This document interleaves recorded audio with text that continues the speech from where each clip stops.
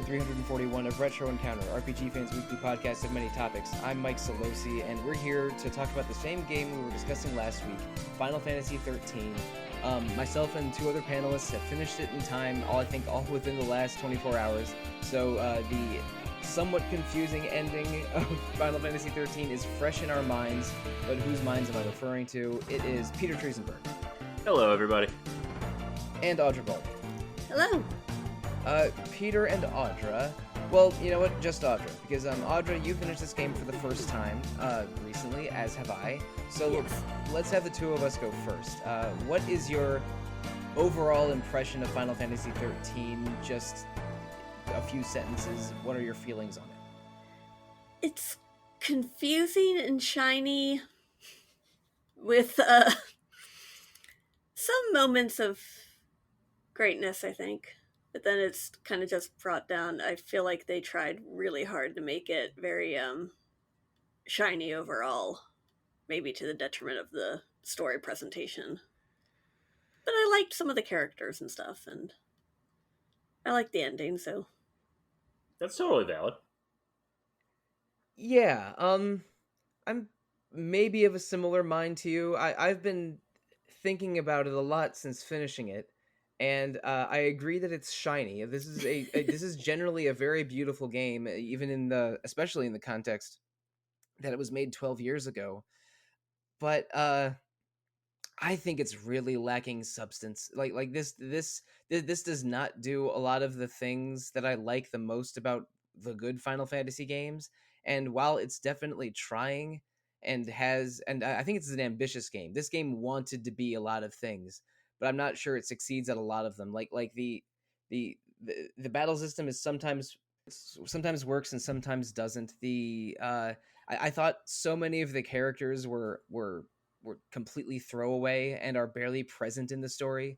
I unlike you, Audra, I don't know if I was attached to any of these characters. Like my favorites consistently through the whole game were Lightning and Fang, but I think that sometimes like dialogue happens and it sounds like total nonsense because you don't really know what any of these characters are thinking or doing.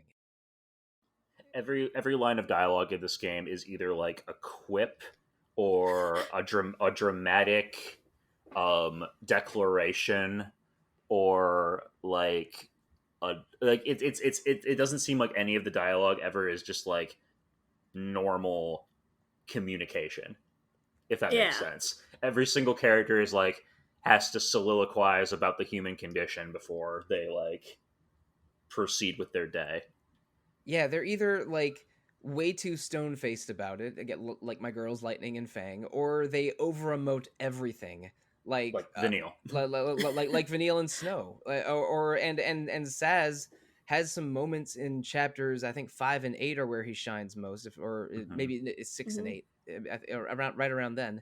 But for the rest of the game, he's sort of the tired old man, and a lot of his lines are quips. Like I think that this game has good designs and some technically and artistically really beautiful visuals, but it's just badly written. And That's fair. And when I like react to story or characters in the game, especially in RPG, like I really think they have to get by on the strength of their writing. And this game, the writing is stilted and weird, and there's not a lot of writing either. Like a lot of games of this era will have side conversations or lots of optional dialogue or NPCs to interact with, and Final Fantasy XIII doesn't have a lot of that either.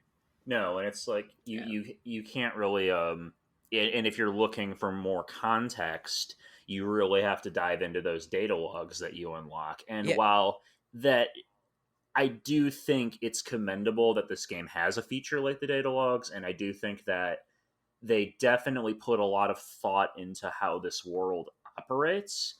It is not presented clearly to the player. Like I was doing some research after I beat the game, and the game really does not do a good job of telling you how many Fal'Cie are in Cocoon. Like I thought it was just like going to be a few. No, basically every big machine, like the big airship that Barthandelus flies, is also another Fal'Cie.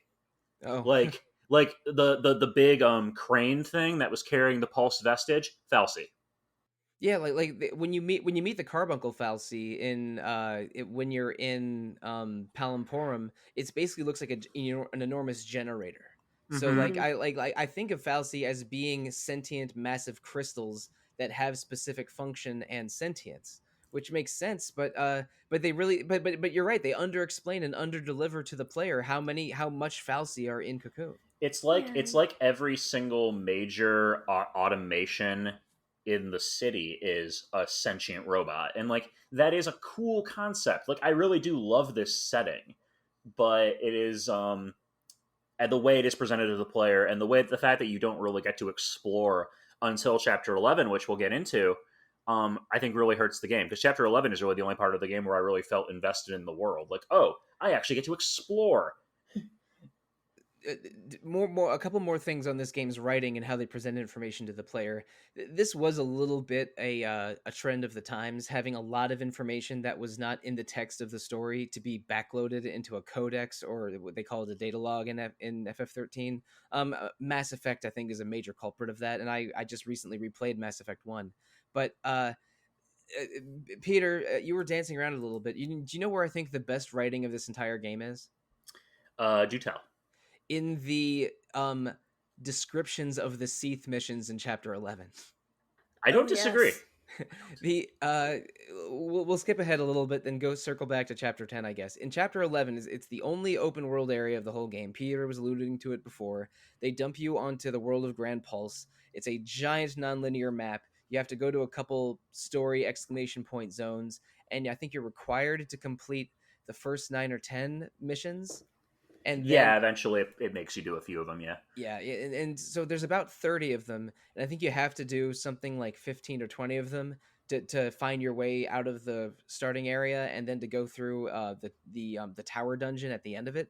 Mm-hmm. But a lot of it's optional, and every one of these quests like includes a memoriam from a Lissy from Pulse from probably hundreds of years ago, describing what their focus was, what their quest for being was, and and how they failed and were turned into crystal. And so by finding their crystal, activating it, you find out what their task was. If you go and complete that task for them, then you get a reward, and some of those crystals become teleportation waypoints. So this game is 13 chapters. 12 of them are, well, let's be a little bit generous here. 10 or 11 of them are linear corridors. Then you have one or two of them that are sort of large single set dungeons that have some non-linearity, and then just one of them, chapter 11, is like 3 times the size of any other chapter, and is and has a lot of non-linearity and optional content and hidden things and optional bosses, and it's just, it almost is like an entirely different game. No, you're absolutely right, Sollosi. And there's like 60 plus Seath missions because you unlock a bunch more in the post game. So That's right. the game really does expect you to like go back in these aren't just like throwaway quests. There are fully voiced NPCs involved in some of the later ones. Like they really this is really where the brunt of the game's content is, and if you're going to be engaging with it, and for my money, I think it's the best part of the game. That was the only part of the game where I was running around. I'm like, you know what? I'm getting cool bits of lore. I'm getting to explore this world. I thought the tower dungeon in chapter 11 was like really good. It actually is like a proper Final Fantasy dungeon. I think it's the only proper Final Fantasy dungeon in this entire game, It perhaps. is. Like maybe the entirety of chapter 13, maybe the arc in chapter 10, but that's the one that feels like a dungeon-ass dungeon in a good way. Yes, yes, it does. And I was having a lot of fun with the game in that point. And then once you get back to chapter 12 and it's just linear corridors and mobs of enemies and cutscene, and then mobs of enemies and then cutscene and then boss fight, I was just like, oh, yeah, right. This game is boring sometimes. This game is. And talking about those cutscenes, we were talking about this off air a little bit before we recorded, but this game has some beautiful cutscenes and some very flashy and dramatic and shiny ones. The racetrack scene. Yeah, there's the racetrack scene at the beginning of chapter 12, and and some of the ones around the, I guess around the middle of the game, like before you separate in chapter 5. So probably chapter like in between chapters 3 and 4, I think. Like Yeah, I think so. there are straight up like spaceship dogfighting scenes, and like action movie running away from explosions, leaping off of building scenes. Like a lot of them are good, but this game it gave me, and I'm sure this comparison has been made a billion times over the intervening 12 years, but there's a lot of Star Wars in this game. Oh Just yeah. Oh but yes. the crazy thing is they have all this Star Wars ass stuff like giant robots and spaceship dogfights and all this action on a racetrack, but you don't play any of it. My theory is that the outline of this plot was made way in advance, which they should have done, of course, and then they made these cutscenes before filling in all of the gaps of gameplay, and probably some of these cutscenes were intended to have playable parts, but because this game was over budget and had a really tightened development cycle at the end, like I think that at some point there was a racetrack mini game and a space shooter mini game that we never got because this game just was sprinting to its development end cycle. Oh, that's interesting. I could see that. Otherwise, why have why have a racetrack at all? Why have multiple like dogfighter scenes? And I Yeah. say dogfighting, I mean dogfighting as in planes dogfighting and not actual animal Yes. cruelty. Yes. We understand? understand. Yeah. We understand. Like World War II Battle of Britain stuff. Yeah, but you're right though. It's like in that racetrack, the beginning parts of chapter 12 are set on this like abandoned racetrack, and it's like, wow, this really seems like there should be more to this than it just being another linear corridor for enemy encounters. But yeah, I'm almost certain that you're correct on that on your assumption of how they wrote the story and made the cutscenes. It kind of reminds me of the third Pirates of the Caribbean movie in a weird way, where they were very open about the fact that they storyboarded and came up with all the action sequences and then wrote the plot as filler. I don't know if I quite go that far because I think Square really wanted this world to be compelling and interesting because they have a lot of lore and stuff like that in this game, but you have to like really dig for it. It's not presented to the player well at all. I feel like they spent a lot of time trying to make really shiny, nice looking cutscenes instead of devoting more to story presentation. Yeah, Kind no, of. that's totally valid. Yeah, they invested a lot in making the art assets for this game and making beautiful cutscenes, but then when it came to surround them with actual game, we got these linear corridors that I found pretty frustrating, and we got again no town or NPC interaction. For as much as I liked what Chapter 11 was about, at least when you're there in Chapter 11, I don't think there's a single NPC. Like the closest thing you have to another character is this one lightning gargoyle that taunts you a few times, and the friendly statues that help you through the tower. Like there's no character interaction. It's not until post game, and even then, it's only Titan. Like it's one of the Falsi, and Titan does have fully voiced dialogue, but it's not like it's cutscenes. It's not like you go up to Titan and are like, "Hey, buddy, tell me things." And you aren't exaggerating about how much of an emphasis this game puts on its end game, because when I was looking around at guides just to casually look up things like I don't know, like what upgrade I needed to upgrade my my taming pole or something. Mm-hmm.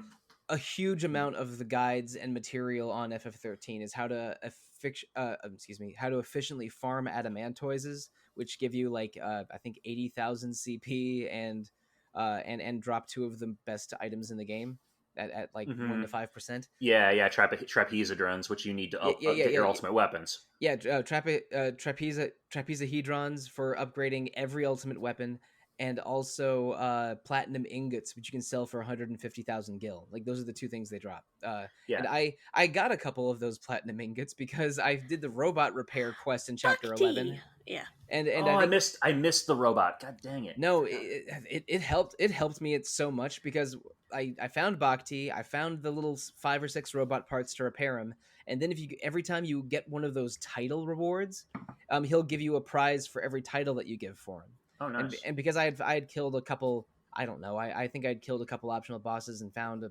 couple extra things. He gave me about 500,000 gil worth of things to sell.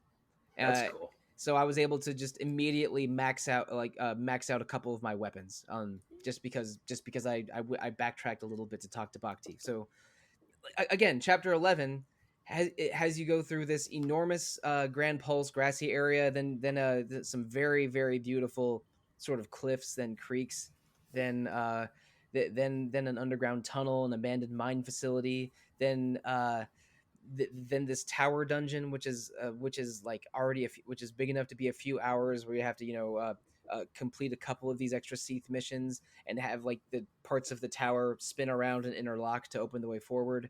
With a boss at the end called Dahaka, which I know is a demon from Middle Eastern folklore, but it just makes me think of the pursuant boss from Prince of Persia, Warrior Within.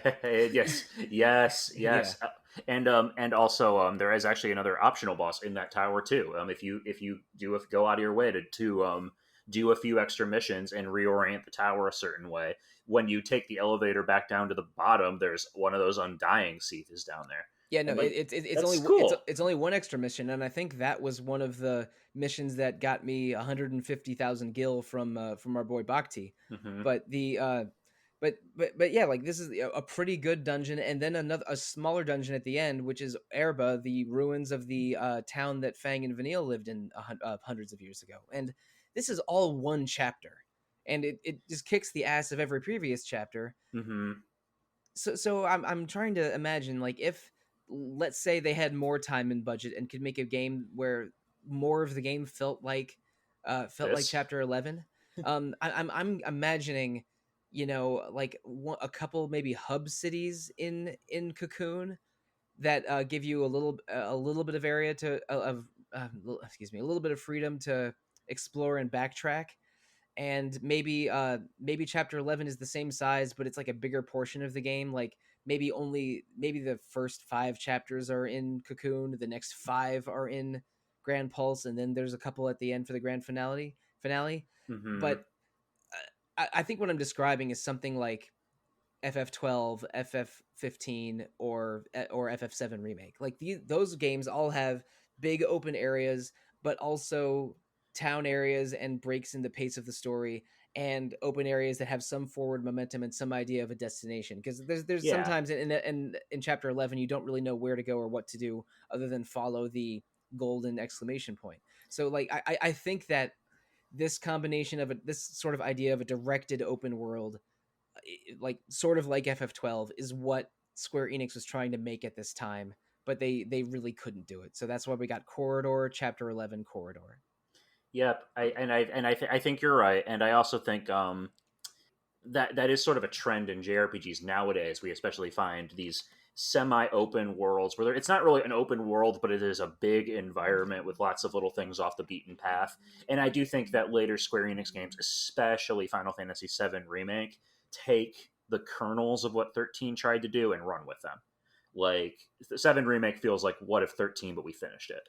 Yeah, To like me, instead of having an enormous sandbox with a perfectly contiguous world like your Breath of the Wild or your Elden Ring, we got a lot of JRPGs of this time, or even today, are like uh, a series of set of medium-sized sandboxes connected by little, I don't know, bridges or tunnels or something. yeah, like your Tales of Arises or your Shin Megami Tensei 5s or like all that stuff. Yeah, or every Xenoblade game does a pretty Yeah, good job of that. yeah, exactly. But I think 13 wanted to be one of those large open areas, but with some direction to them. But they ultimately couldn't, and so they just put all of the nonlinearity into one part of the game. And I know I'm hammering on that point maybe a little bit too much, but it bothered me a little bit. Like it is really difficult to underscore. I think that is the only part of the game that feels complete and fun. Like and even then, it's still sort of empty, and I wish there was more in it. yeah, like you're going to be spending a lot of time on Grand Pulse if you want to engage with this game's endgame content, which, full disclosure, I thought about doing before I got into this plot, and then I took a look at some of those requirements, and I was like, nah, I'm good. I don't have enough time in my life to get that platinum. I'm sorry, guys. Um, but Yeah, the platinum trophy, the real mofos on it are obtaining every single weapon and accessory. getting 5 stars on every Seath mission. Yeah, 5 stars in every single Seath mission. I think there's around 60 of them, about 30 in chapter 11, and then they unlock all of them in the post game. Which includes Vercingetorix, which is one of the game's 2 super bosses, and you have to kill a Longui, which is the hardest of those turtles. I think Longui might just mean like I think that it might just mean dragon turtle or something. It In does. No, it does. yeah, Those. and Vercingetorix was a Gaulish chieftain that was, I think, the last one to stand up against Caesar. So maybe there's some metaphor there that I'm not quite Yeah, getting. no, all of the Undying are named after Roman legionnaires for the most part, and I think that's a really cool detail. But those turtles scare me, man. Like I actually really, there's something I find unsettling about them. The fact that like they walk around the environment, you just hear the footsteps. They don't aggro onto you, but you also can't sneak up on them. And then once you enter a battle, they take one step and you just die. No, I mean I know I mentioned Xenoblade a second ago, but I mean that's the territorial Rotbard in a nutshell, right? Like Yeah, they it they is. they they present enormous, unfathomably strong enemies that you know at lower levels your goal is to avoid them, and then but then if you get swole and come back, then you can take then Mhm. taking them on becomes part of the end game, but they backload so much into the end game that a lot Mhm. of players became very invested in it. So there are guides and other things for how to defeat all these bosses and how to farm most efficiently, because you need Mhm. literally millions and millions of gil to have enough upgrade materials to level up every single accessory and get and to have them transform into the better accessories, because you need to own every single one in the game for one trophy. Yeah, It's it's a like lot. it's a lot to max out. And while I found upgrading stuff in FF13 really fun, because one of my joys of video games is upgrading weapons, Hmm. especially if they transform into better ones. So I liked that in FF13, but it's just so much. It is definitely a lot. Do we want to go back to chapter 9 and 10 real quick and just talk about the arc and Barthandelus? Because I think we should probably start going through the story a little bit. Oh Yeah, yes. let's do that. We cut off at chapter 9 where Lightning, Hope, Fang, and Snow were trying to rescue Saz and Vanille, who had been captured after the events of chapter 8 in the City of Dreams. I forget what it's called already. Nautilus, yeah, Yeah, yeah, yeah. The Nautilus. most the most disappointing zone in video game history. I mean, what? It's pretty sad. I mean, it's like, hey, this is going to be like the Gold Saucer or Trino or just a big metropolis, and it's just another empty corridor. You will be here for an hour and you will do nothing. Except follow chocobos. Yeah, the most interesting part of that was a very, very bare bones chocobo scavenger hunt that I frankly could have done with more of. I do love this game's techno chocobo theme when you're on Cocoon. That is one of my favorite pieces of music in the game. And Pulse to Chocobo, when you do the Chocobo missions on Grand Hmm. Pulse and can unlock Chocobos to ride on the map, that's a pretty good arrangement of the Chocobo theme, also. It's a very good track. Yeah. Hmm. Yeah, In general, the but music is very good, but yeah, no, yeah, Hamuuzu is blameless for the faults uh, like and grievances I have with you, FF13. you know that meme of the dude who's like playing piano and the piano's on fire. That's like Hamauzu, except it's a string section that's on fire. Like Yeah, I'm like, like like especially my favorite piece of music in the game is actually probably Saber's Edge, like the normal boss theme, just because that's those soaring strings that kick in right when the fight starts is like it's just so good. so are we thinking that this is that Hamauzu is the string quartet playing in the James Cameron Titanic movie? Uh, That keeps playing as the ship is sinking and everyone's panicking around them. Masashi Hamauzu just looking around nervously at Final Fantasy XIII's sinking ship. Yeah, and it's but I think in that movie, I hope I'm not misquoting it, or at least I'm paraphrasing it. They keep playing, then they sort of look at everything around them. One of them goes, "Gentlemen, it's been an honor," and they keep playing. Yes, Yeah. that is what happens. Yeah, they So did. yeah, all right. Well, I mean, maybe that's a little bit too unkind to FF13, which is a game that I was mostly enjoying, but then just it troubles me looking back on it. But going back to chapter 9, at the end of chapter 9, a big dramatic rescue mission. Barthandelus outs himself as a Falsi, murders Cocoon, Bayonetta, Jill, and everyone else in the room. And you fight you fight a boss battle against Barthandelus, and then Barthandelus communicates that his goal, that everything he's done, like both the Pulse Fal'Cie and the Cocoon Fal'Cie, has been to create a group of strong l'Cie that can destroy Orphan, which is the most powerful fal'Cie in Cocoon and sort of the heart and great power source of Cocoon, which sounds confusing because at this point, our heroes are like, well, we were given powers by the Pulse fal'Cie, so our goal is probably to stop the Cocoon fal'Cie or to maybe even destroy Cocoon or save Cocoon or something. But it looks like that the Cocoon fal'Cie have the same goal, but their goal is also to destroy all of Cocoon, especially the humans on it, so that the great beings called makers that made Pulse and Cocoon can then remake them because the fal'Cie are dissatisfied with the current state of Cocoon and Pulse. Sort Yeah. of. Yes. Do you want me to get into the Fabula Nova Chrysalis lore, Sollosi? A little bit. Give me the abridged version. Okay. So the fal'Cie from Cocoon were created by the goddess Lindsay. Lindsay and Pulse are two massive fal'Cie that were also created by another creator god, and that's a whole other thing. But basically, there's a theme in 13's mythology of like absconded parents, essentially people looking at the divine as though they were parental figures. So Lindsay and Pulse create their respective fal'Cie and then peace out. There's a third goddess named Etro, who's like the goddess of death, and the ultimate goal of the fal'Cie is to open Etro's gate, because they believe that by opening Etro's gate, they will be able to peer into the other side and see their maker again.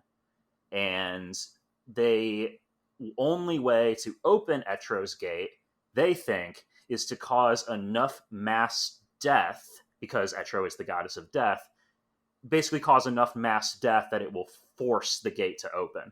So their plan is to raise a whole bunch of people inside Cocoon and get a l'Cie to destroy it and send it out of the sky, because the fal'Cie can't do it themselves. They were made to maintain Cocoon.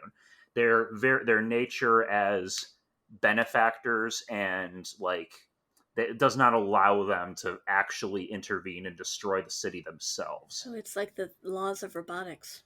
Yes, it is exactly Asimov's 3 laws of robotics. But the loophole that they discovered is that, well, we can't do it, and we can't make l'Cie. A Cocoon l'Cie could not do this. But if we get some Pulse l'Cie and we manipulate them into doing it for us, then that will accomplish our goal. Basically, Barthandelus is playing 4-dimensional chess over here.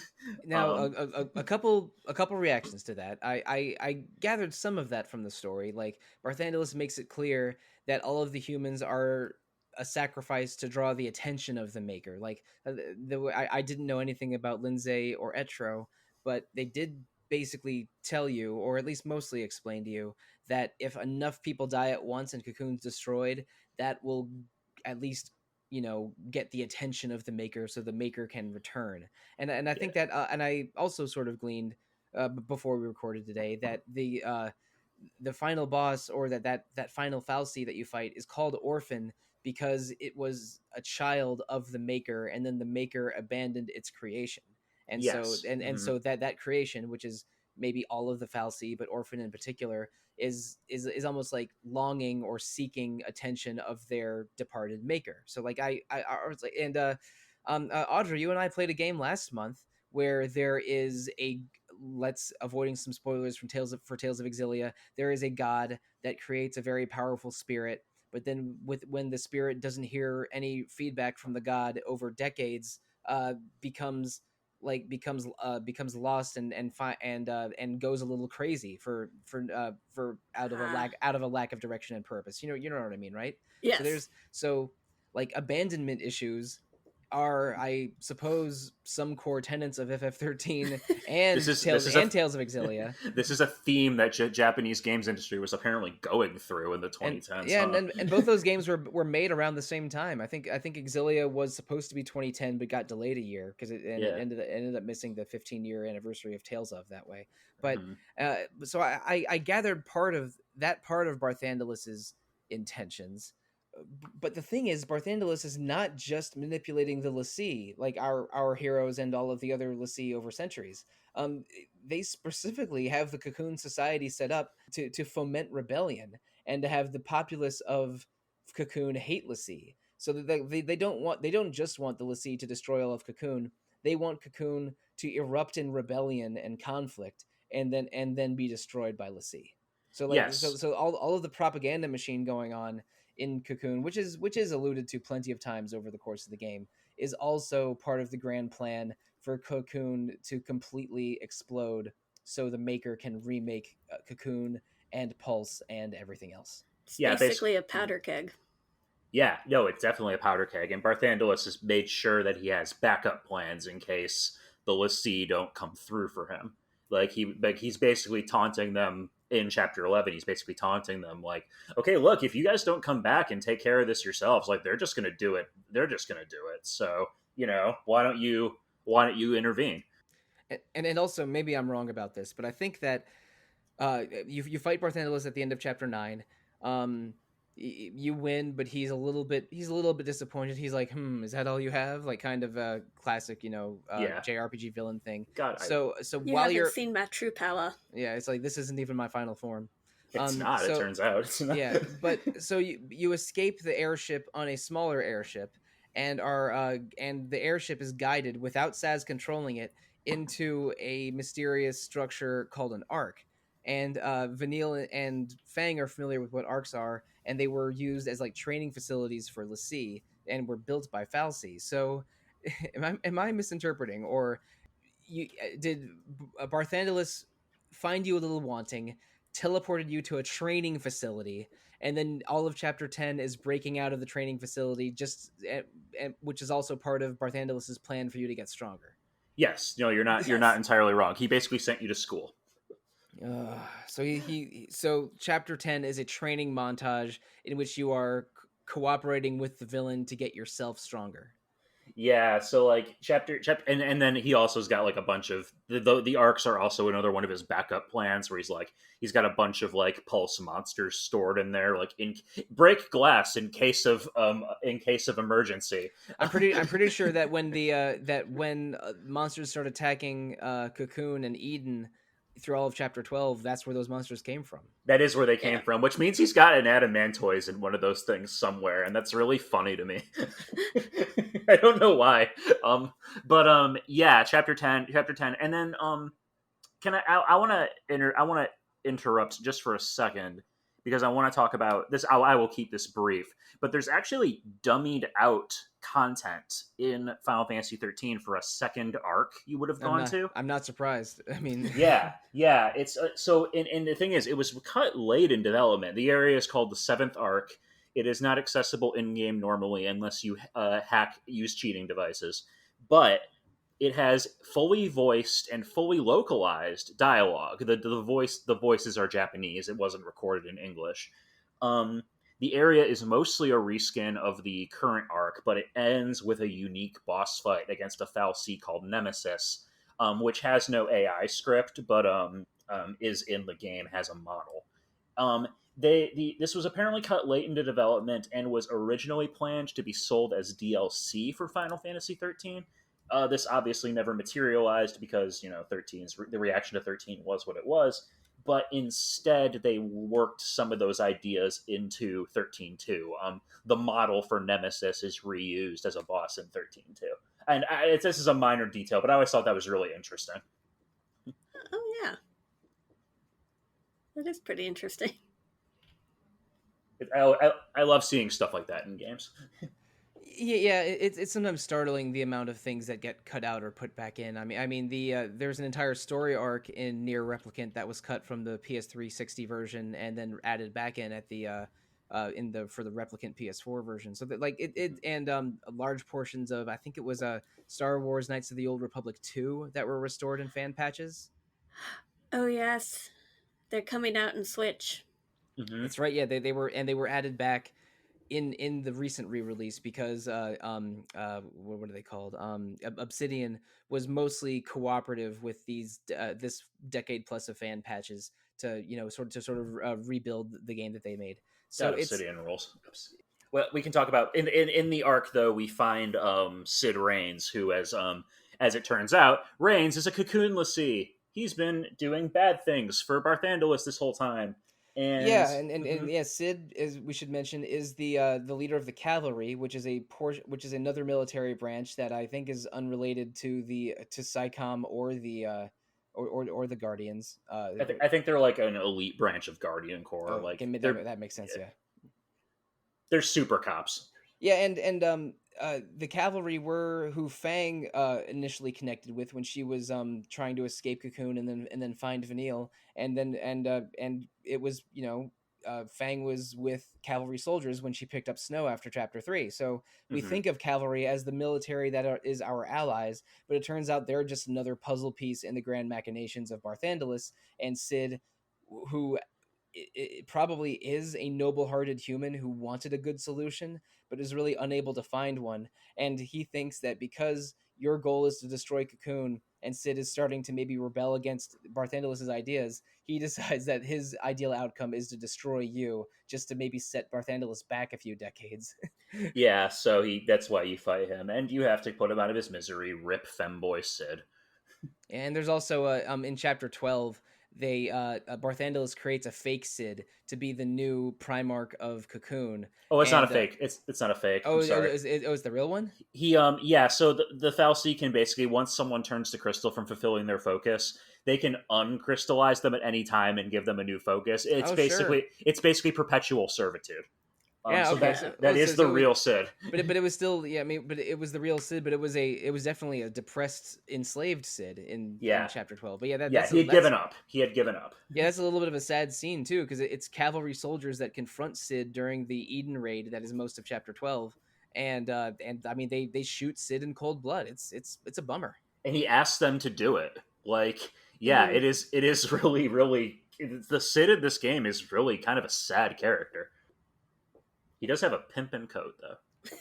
He does have a nice coat. He has nice hair and a nice coat, which you could also say of Peter's favorite character, Rosh.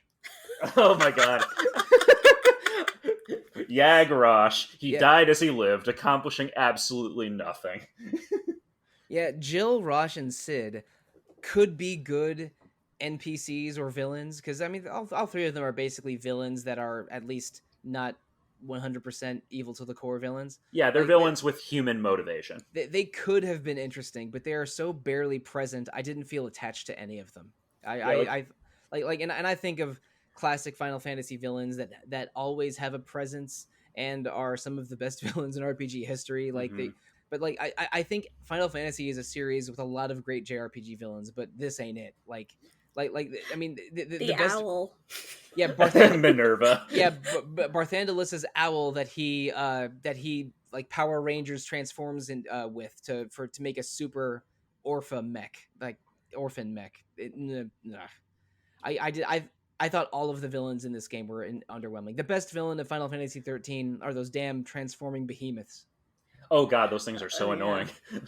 You either if you're lucky enough to get a preemptive strike, you can stagger them quickly and then just keep them in air juggling them until they die. Yeah, But if you they need transform before that, they fully heal and they become really hard. you need to haste yourself and keep them in the air so they can't land enough to transform into their bipedal form because otherwise Yeah.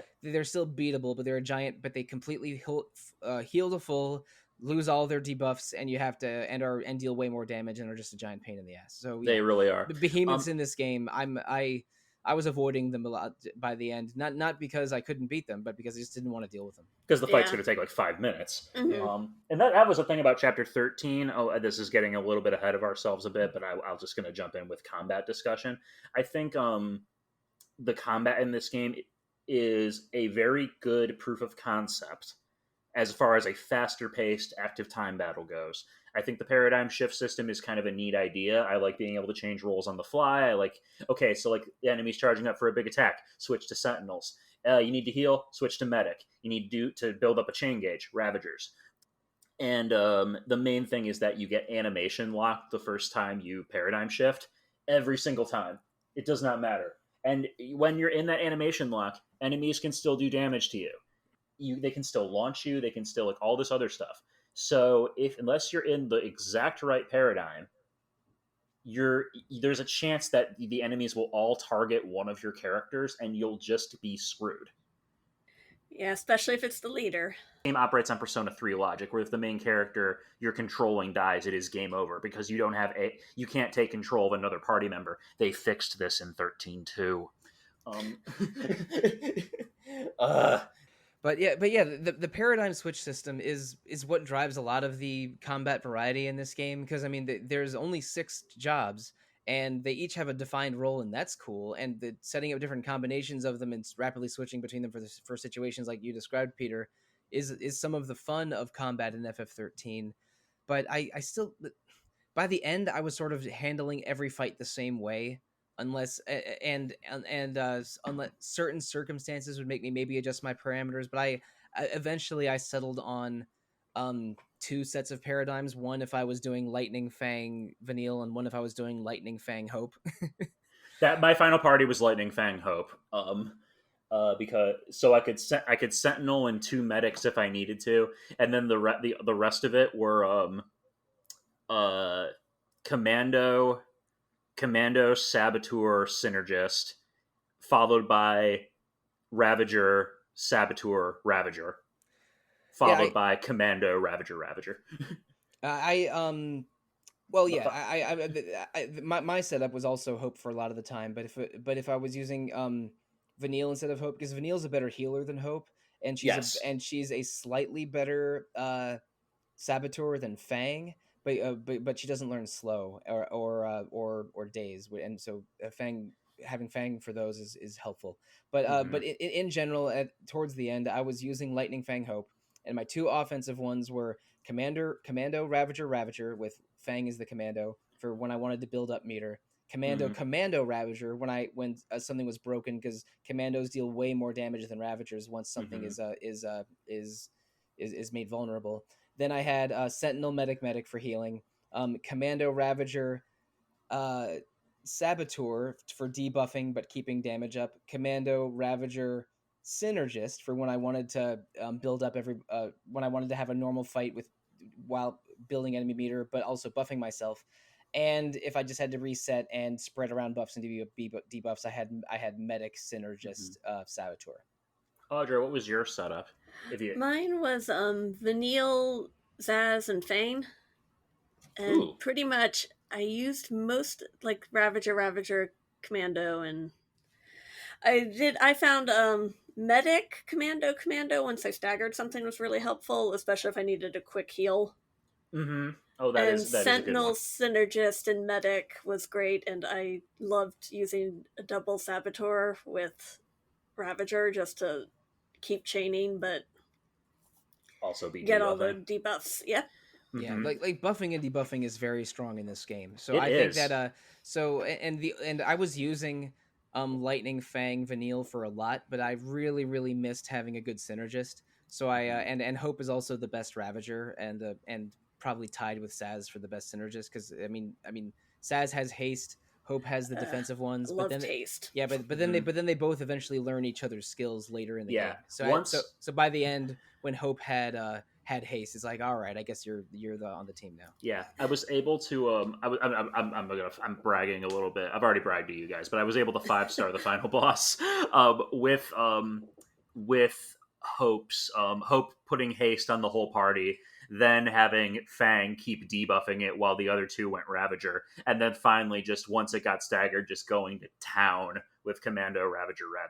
Because Ravager will keep building the chain gauge while your Commando's doing damage. So if you can get that chain gauge up to 999, all of a sudden your Commando's every attack is doing like 20, 30k damage. And it's like, it's very satisfying once the combat clicks. I had commando hits going up into 50 or 60k just because like I had a maxed out Venus Gospel and a maxed out Lionheart.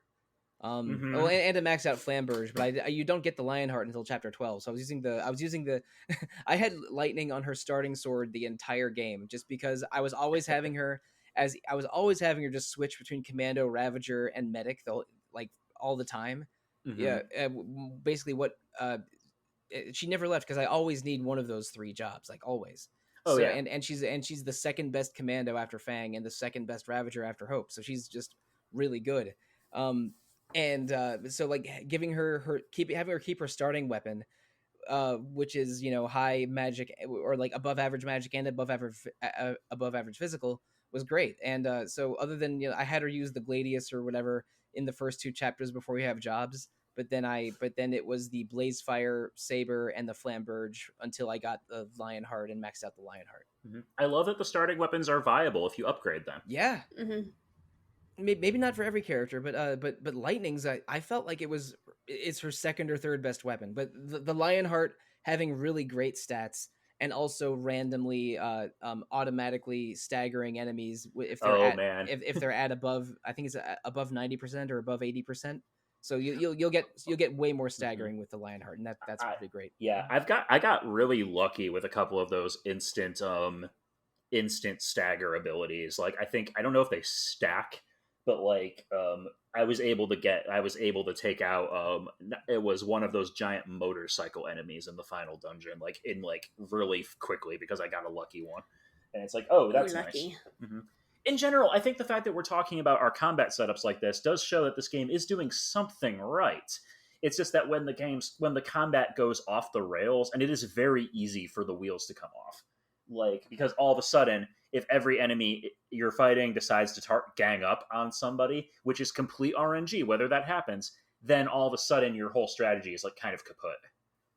Yeah, you can only manipulate enemy attention with a sentinel, and even then, unless you're controlling the sentinel, and the sentinel is at your first position, you can't do that with as much control as I would like most of the time. Mm-hmm. So it's this is a good version of ATB, and whenever you have turn-based combat that feels fast, I think that is an ideal level of combat pacing that only a few games can really accomplish. So it's good at that, but also, I mean, you're using the same toolkit of those 6 jobs for the entire game, and I if there was more weapons or more skills or more jobs, I think that could have helped it a little bit, just so my chapter 13 fights didn't seem exactly the same as my chapter 5 fights. Yeah, and Yeah, once you get the paradigms you like, it's pretty much rinse and repeat. Really all that changes is that fights get longer because the chapter 5 Yes. fights were taking and it wasn't like, oh, they're taking too long because I'm underleveled. I was still getting 5-star ratings. It's just that every battle took 5 minutes. And and you really have to buff yourself and debuff the enemies if you want to get them down in a timely manner, because like a lot of enemies will have like half damage or just enormous amounts of HP. Yeah, and or like the sacrifices in the final zone can inflict instant death, which has a very low chance of landing, but it can land. I think even if it doesn't auto kill, it deals a lot of damage and hits you with multiple debuffs. They have a second attack that does the debuffs, but Vanille actually has the death skill, and that's your main way of farming those giant turtles. Yeah, I mean, I saw those guides. It's like farming adamantoids with Vanille death, without Vanille death. Like we're two of the options. Also, apparently, that's also one of the main ways to beat one of the super bosses, because if you use the death spell and then switch to 3 commandos before it lands, it increases the damage for the whole party. So the death spell will actually do close to 999,999 damage if the enemy is staggered. Like Ooh. I'm reading this trick and I'm like, good gravy. I mean, this is a level of combat exploitation that I'm used to seeing in a Disgaea game and not a Final Fantasy game. But like there's really good juice to this combat. But I also think that like the pacing of this game and the design of regular enemy encounters is not in its favor. It's I'm sounding like a downer. I was enjoying Final Fantasy XIII for most of the journey. I really was. But by the end, I was sort of glad it was gone. It was done, and I have zero interest in going back to farm for trophies, because even though the end game is where a lot of people find value. Yeah, like I said, I thought about it, and then I'm Yeah. just like, I don't know if I have time. There's too many other games. I have to revisit 13.2 for another podcast. Let me tell. I know a thing or two about playing games for podcasts. Let me tell you. Oh yeah, no kidding. I mean, I'm not gonna tell you exactly what's on the retro encounter schedule, but there's a lot. 13.2 really does address most of the issues I have with this combat system. Again, I'm not going to get into that here, but I'm just saying, like, they did listen to feedback for the sequel, which I do appreciate. I do own a copy of Final Fantasy XIII too. I found the special edition on sale for very cheap a couple years ago. Yeah, me too. There is a real chance that I'll play FF XIII too at a later date, but I am not going back for Adamantoise farming. But Yeah, totally valid. And we should mention, in Chapter 13, the last chapter of the game, they open up portals back to Chapter 12 and back to Chapter 11 for you to engage in that kind of backtracking and farming that the game has otherwise denied you up to this point. But in chapter at the end of Chapter 10, you fight through the arc. You get the Dragoon summon for Fang. I'm sorry, the Bahamut summon for Fang, who is a Dragoon, sort of. But then you find an escape pod that takes you down to Grand Pulse. And Chapter 11, as we discussed a bunch of times, is on the giant lush planet of Grand Pulse. You spend some time camping out, figuring out what to do. Vanille gets the idea to go back to her and Fang's hometown of Erba. So you follow clues, go through some mining tunnels, up this tower dungeon with friendly statues and Dahaka in it to get to Erba. And at the end of Erba, you're confronted by Parthandalus again. Yeah, you fight this dude like 3 times. Yeah. Although he gets easier each time, I think. I thought the hardest one, I think, was Chapter 9. Yeah, I agree. Yeah, like the first time you fight him, I don't think you're quite prepared for that fight, like, because that is one of the first fights in the game that really does require like a good setup. Yeah, like you have to be like on point with when you're switching. You have to switch quickly to interrupt his attacks with sentinels. But like by the end of it, again, I 5-starred the final Barthandalus fight too, because it was just like, okay, buff me, debuff him, and then just go to town. Yeah, like by then I really had figured out how to use paradigms, and it was because in chapter 9 is finally when, I guess maybe Chapter 7. Yeah, like Chapter 7 is when you finally get a 3-person party to work with again. Mm-hmm. And Chapter 9 is when I had full use of the 4 people on the airship. So I really figured out my Lightning Fang Hope setup or Lightning Fang Saz setup. So like Chapter 9 was when I got paradigms down. So I didn't think Barthandalus was that much of a problem. Like I had to replay some fights in this game, but they were usually just because of bad luck. And I don't think I ever had to do a fight more than twice, except for, I don't know, maybe some King Behemoths or some of the Sahagins in I had some bad luck with a couple behemoths. Yeah. One of the best places to farm CP in Chapter 11 is there's a behemoth and one of those giant wolves fighting each other.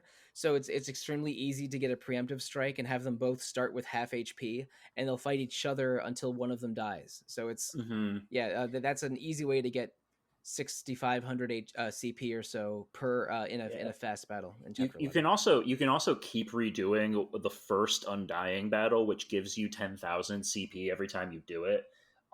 So that's another easy farming one. Although apparently the best way to farm is end game, when there's a big circle of 3 giant turtles up north on the map, and you can just run around in circles and keep respawning them. Yeah, it's at the end game. It's definitely giant turtles, but I'm not that interested in that. Oh, totally fine. I know we were talking earlier that like the Final Fantasy XIII has weak villains, and I do agree. However, I really, really like Barthandalus. I think he's a one-dimensional cartoon character of a villain, but his voice actor is having the time of his freaking life. Oh, yes.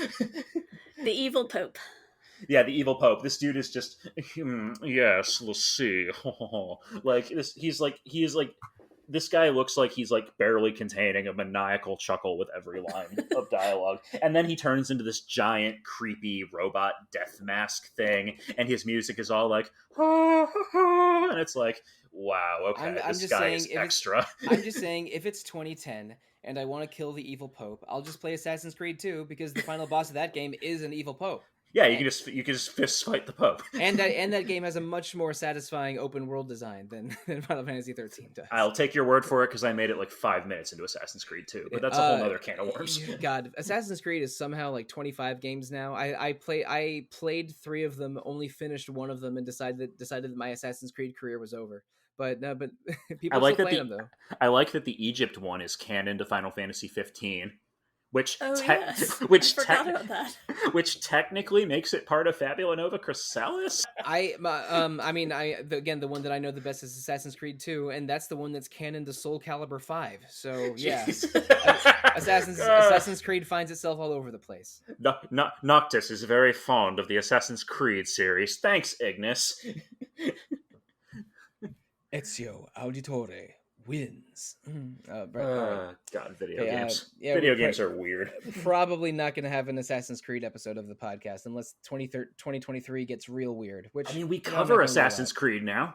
We've been covering it since Origins. Yeah, Assassin's Creed Oranges is how it's pronounced. Assassin's Creed Oranges and Odyssey are both RPG as hell. So, and I know that Kate... and Valhalla. Too, yeah, Valhalla too. Valhalla, I've heard the extra content in that game gets so insane that like the completionist score on how long to beat is something like 200 hours. That series has gone to a more RPG turn recently, so maybe it's time for me to try one again because I thought 1 was kind of bad, 2 was kind of great, and Revelations was not that impressive. Which was I think the third. That's Assassin's Creed 2-3. They got better. From what I've heard, they got better when they stopped pumping them out every year, which is true of most things. That's probably true. Yeah. Mm-hmm. Hey, Game Freak, take notes. Anyway, I should. You know what? I think if anything, I should go back and play Assassin's Creed 4 because that's the one where you collect pirate shanties, and that's appealing to me. You know what? Honestly, live your best pirate life. Yeah, I living my best pirate life doesn't sound so bad. But okay. Well, maybe let's talk about FF XIII some more. But okay, so FF XIII, not enough pirates, not enough non-linear areas, and an end game that is confusing as hell. So, Chapter 13. Yeah, you Chapter 12 is just fighting through Eden and giving Rosh his final just desserts in an updated version of the Proud Claude FF 7 boss. Yep, and he gets like a super dramatic death scene where he like sets off a grenade on himself while being swarmed by behemoths, and I'm just sitting there like, "Bye, buddy." This is my choice as a human. Yeah. I had literally forgotten his name until you meet him again in Chapter 12. it's honestly same. It's like, oh, it's this guy, right? Oh, right, him. Oh, Peter said he was in a magazine. Yeah, like I swear to God, he was meant to be a more important character in some early draft of this story. I know. I think that's true of Jill, Rosh, and Sid. I think they were both supposed to. All 3 were supposed to have bigger roles, and then they didn't. Yeah, so it goes. What a waste of a good character design. But Chapter 12 is a non-linear corridor. Again, you're fighting through Eden, which is being attacked by monsters released by Barthandelus. So the populace of Cocoon thinks that Pulse has gone to war with Cocoon again, and aren't aware that there aren't really any people on Pulse anymore. No one knows like what's going on down there. They're just kept in the dark. Mm-hmm. Yeah, so you fight through all of it. And Chapter 13 is you at the big cathedral or whatever at the center of Eden has unlocks a portal to Orphan's Cradle, which is the area where Orphan, the giant, powerful Fal'Cie behind the curtain, is resting. You fight through these. You fight some motorcycles and some giant like Space Marine looking Seath called Sacrifices. Mm-hmm. Yeah. So we should probably mention too, all of the surviving cavalry people, including Rigdia, that long-haired dude who shows up in a couple cutscenes. The Winter Soldier guy. Yeah, the Winter Soldier guy. Yeah, exactly. He looks like Bucky Barnes. But they all turn into Seath like instantly, despite not being l'Cie. Yeah, I didn't get that part. Or Orphan and Barthandelus might be powerful enough to instantly l'Cie them and then instantly Seath them. Right, I guess they can do that if their focus is to become a Seath, maybe. Well, I don't know. I don't know how this works. The game doesn't bother explaining it, and I'm not going to try and suss it out. It was plot. It was the plot needed to happen because plot. Yeah, exactly. And you're guided by some Fal'Cie effigies through there, which I guess are also controlled by Barthandelus. Because again, Barthandelus is rolling out a red carpet for you now that you've gotten big and strong on Pulse. And when you confront him at the end, first you defeat Barthandelus a third time, because that's just what Barthandelus does. He challenges you and loses, and then he fuses with Orphan to become a new consciousness of sorts. You defeat that version of the combined Barthandelus Orphan, and then you get some cutscenes that I still don't 100% understand what was happening in. Fang takes it upon herself to transform into Ragnarok again, because hundreds of years ago that's what happened. She transformed into Ragnarok and created a lot of damage on Cocoon. The two worlds were separated, and then she and Vanille were turned into Crystal. So she tries to transform into Ragnarok again. She attacks Orphan without killing him. Vanille talks her back from the edge, so to speak. It looks like Lightning, Snow, Hope, and Saz are turned into Seath and attack Fang, but I think that might have been an illusion by Barthandelus, just to make Fang more and more upset and drive her into rage. Yeah, so here's the thing, because like that makes the most sense in the context of what is happening in just Final Fantasy XIII, because they get into Falsey smoke and mirrors early on before the fight. Barthandelus like makes a big show of shattering Sarah and Dodge's crystals, and it's like, obviously this is an illusion. He's just trying to rile you up. We know this is what this guy does. However, oh brother, I'm not. I will try to keep this brief. But basically, 13.2 and the broader Fabula Nova Chrysalis lore basically implies that Etro is the one who's like intervening on everyone's behalf. So if they literally turned into Seath, then they don't become Seath anymore because Etro intervened. We do see that their brands are burned off, like Fang's were after they come back. And at the end, in the final cutscene, they don't have their brands anymore. And Etro was also responsible for stopping Ragnarok the first time and turning Vanille and Fang into Crystal. That was the reason that they didn't destroy Cocoon outright, was because Etro was like, nah, hold on. So again, we're getting into literal divine intervention and the themes of this story being these long departed, capricious gods that sometimes deign to intervene in human behavior because they like us or whatever. And Lindsay Lohan and Etro encounter are not mentioned at all in the text of the game. Lindsay is mentioned by name once in chapter 11.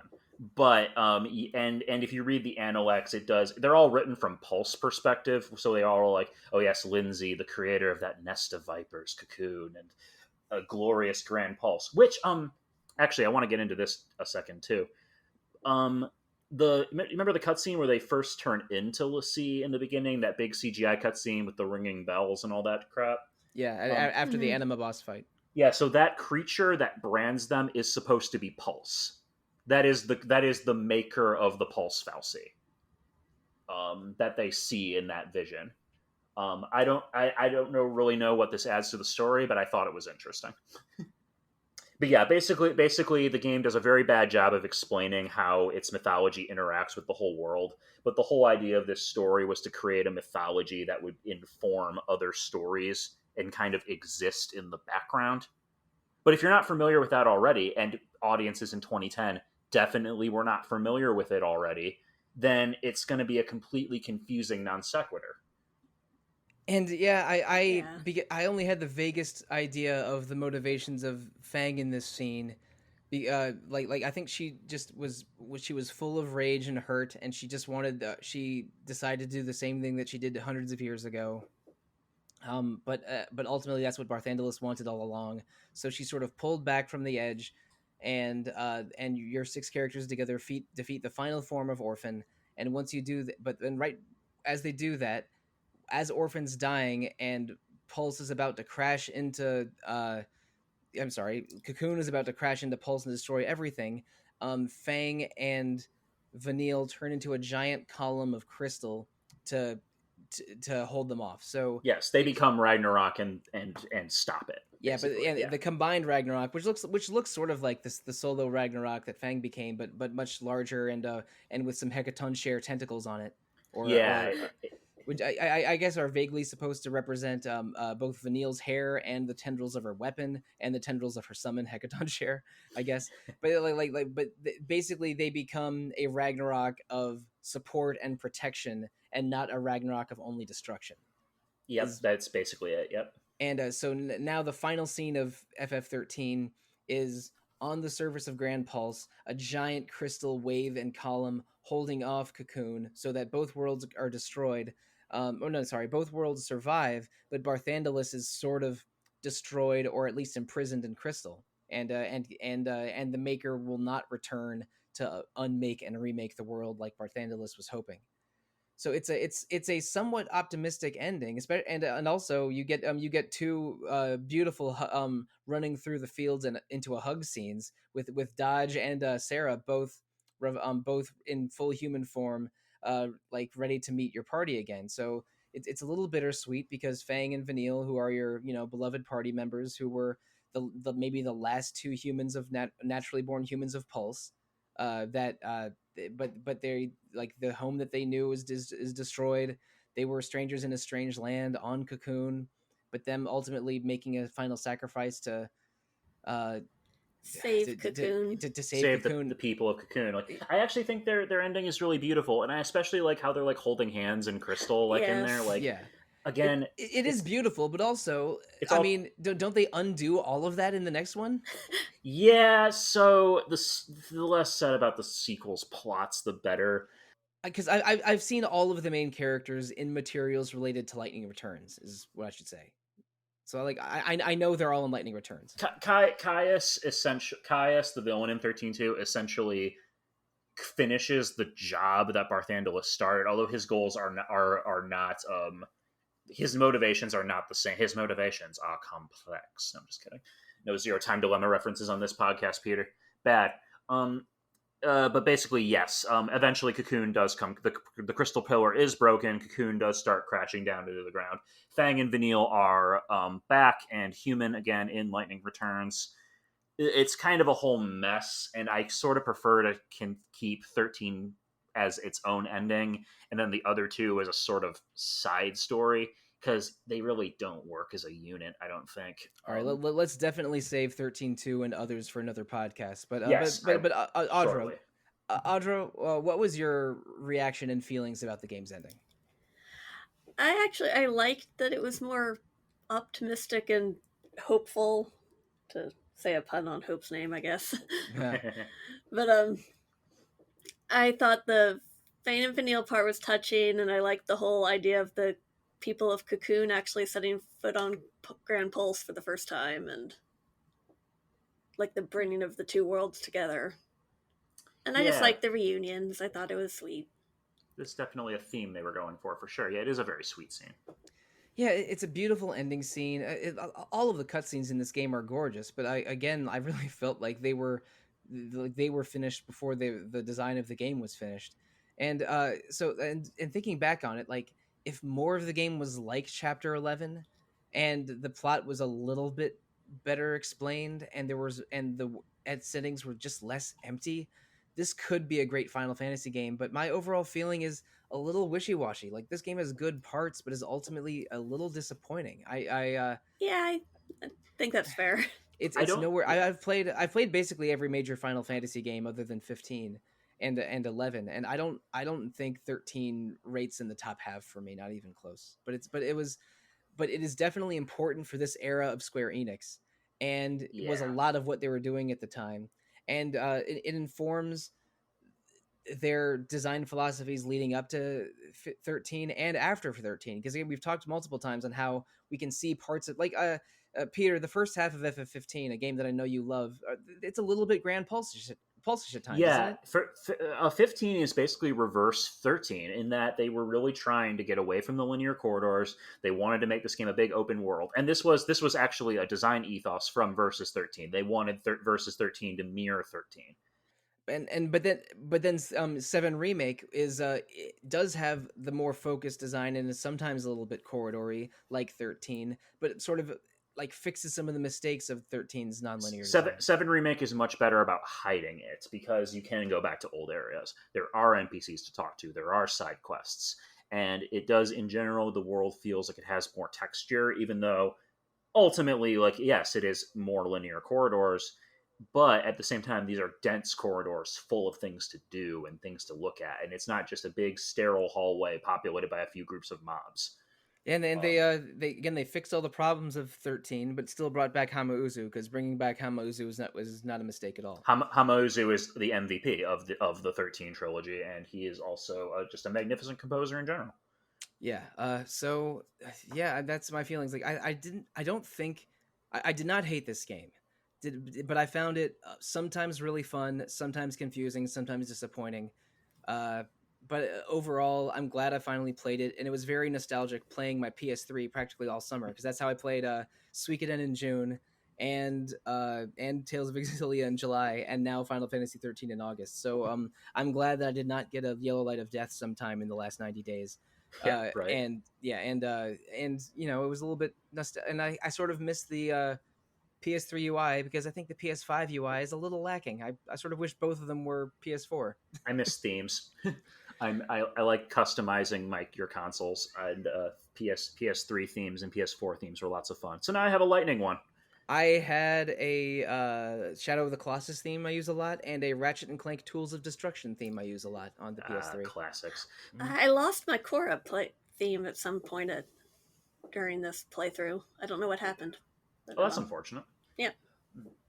But yeah, Sollosi, I'm really glad you played this game too, because I am glad I revisited it, because I don't think this game deserves the hate it gets. I think that it is a very flawed game that tries to do a lot of things and doesn't always succeed.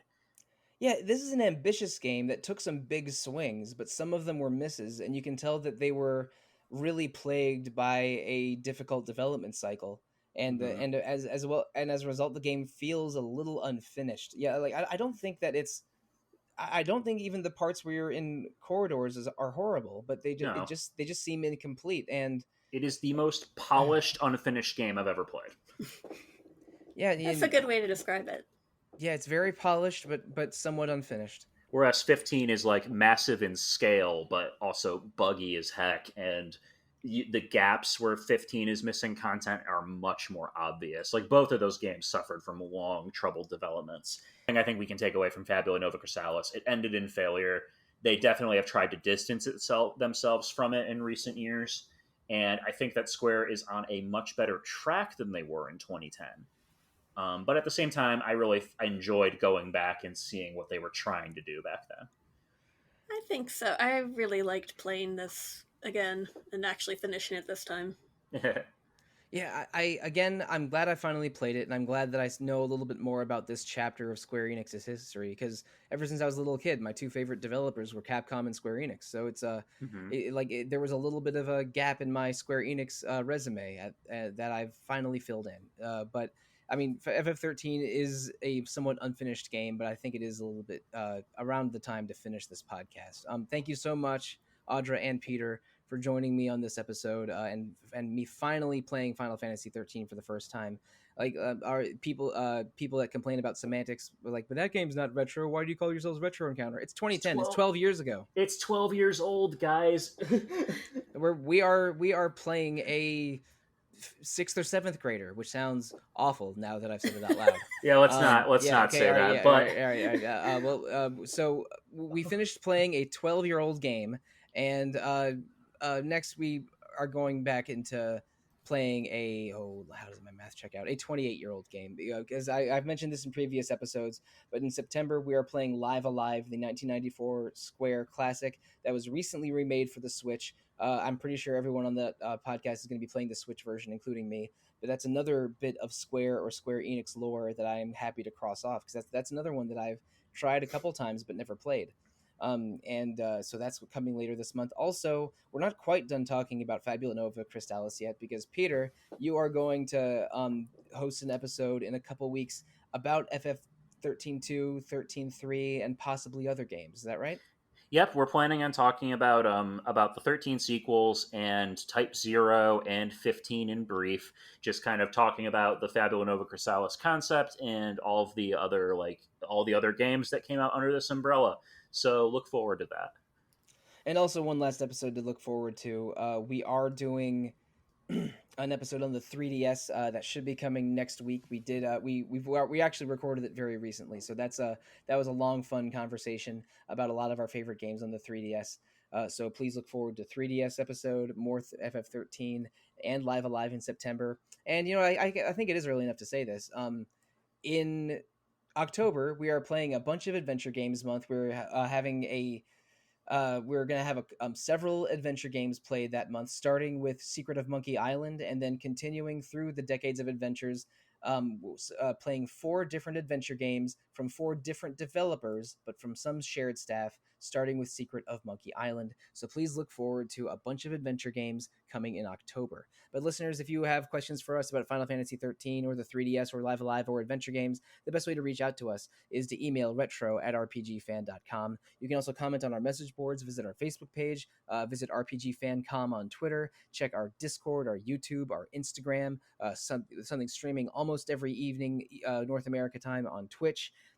Please interact with RPG Fan however you choose. Also, somewhat recently, we opened up an RPG Fan store. You can find links to the RPG Fan store from rpgfan.com. It's hosted by TeePublic, and we have t-shirts, sweatshirts, coffee mugs, pins, magnets, phone cases, a bunch of RPG Fan merch emblazoned with our Emerald Shield design on the RPG Fan store. But Retro Encounter is not the only podcast on RPG Fan. There's also Random Encounter every 2 weeks about randomness, and Rhythm Encounter every other 2 weeks about RPG music. Please rate and review Retro Encounter, Random Encounter, and Rhythm Encounter on Apple Podcasts, Google Play, Spotify, or however you listen to podcasts. I was looking at the stats recently, and Spotify outstrips all other venues for listening to Retro by a large margin. So maybe I should say Spotify first from now on. But however you choose, that's how I listen to them. Yeah, however you choose to listen to Retro Encounter, we appreciate you always. But if you want to appreciate us directly, how can you find us directly? Let's tell you, starting with Peter. As always, if you want to reach out to me, you can find me on Twitter @IHaveFury. You can also email me, peterT@rpgfan.com. Now, Audra. Audra B @rpgfan.com. And listeners, I'm easiest to find on Twitter. I am @TheRealMonsoon most of the time, @Evoca4Dogs other times, and on RPG Fans Discord, I am Monsoon Mike. So yeah, I just finished this big long corridor RPG, and now I can split that off into a anthology RPG. I don't think there's any long corridors in Live Alive, are there? I've never played it. Well, you know what? I don't know. I don't know. Something to discover. It's going to be a big shift going from Final Fantasy XIII to Live Alive, but I am looking forward to meeting a whole new cast for a whole new month of Retro Encounter. Listeners, thank you, good night, and goodbye.